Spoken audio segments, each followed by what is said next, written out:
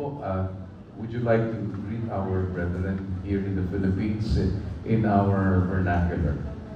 Hello po, mga kapatid. Pagbati po ng pag-ibig at kapayapaan sa iyo, mga kapatid. Lahat sa iyo, Kuya Daniel and Ate Arling. Ang puso ko po ay masaya na makita po kayo. Personal. My heart is full when this is a very opportune, important opportunity to see our congregation here. I will tell about our love with Brazilian brothers. I don't have words to describe my feel this moment to see you. Salamat po sa Diyos.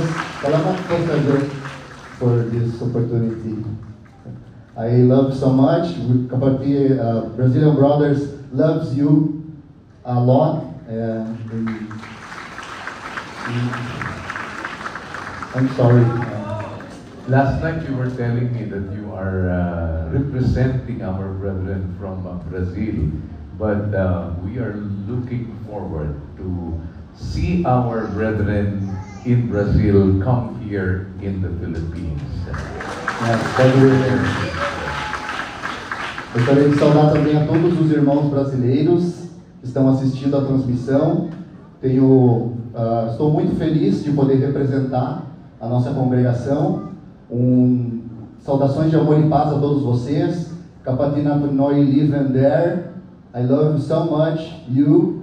I appreciate your presence in your country to teaching us. Salamat po sa Diyos sa pagkakataon ko. Maraming salamat po.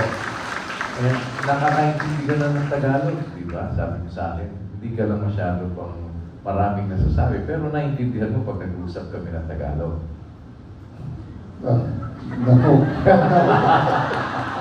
It's very difficult to me now.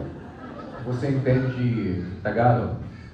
A little bit because I hear the songs in Tagalog. Kaya ngayong gabi, ang aawitin niya po sa atin, nasasabayan natin, ay isang Tagalog na awitin.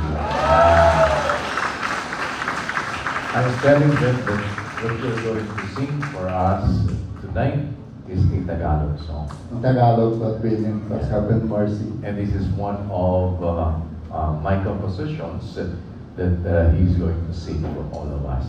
Kaya po, mga kapatid, once again, maraming salamat sa mga naparito ngayon. And binabati natin ang ating mga kapatid na mga Brazilian sa kabilang dako ng daigdig.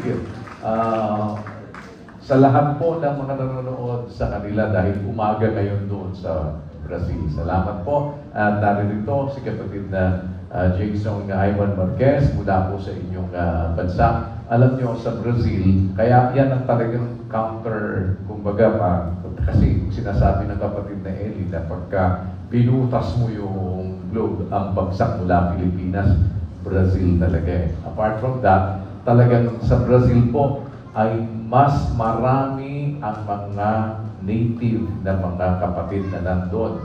Meron mga Pilipino na naroon, mga Pilipino po na kasama na nagpasimula doon sa mga gawain sa kabilang dako ng daigdig. Pero karamihan po ng mga kapatid doon ay mga locals o mga Brazilians. Kaya sa inyong lahat mga kapatid sa Brazil, pagbati po na pag-ibigan kapayapaan sa inyong lahat.